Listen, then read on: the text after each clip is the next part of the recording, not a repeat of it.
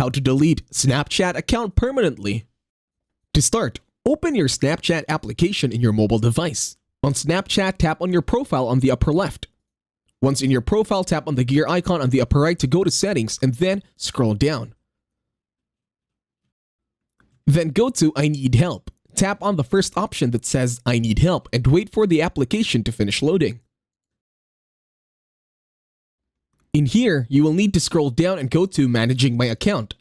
And then go to Delete or Reactivate My Account and then tap on How do I delete my Snapchat account? In here, to delete your account, all you have to do is to tap on the Settings button in the profile screen to open settings.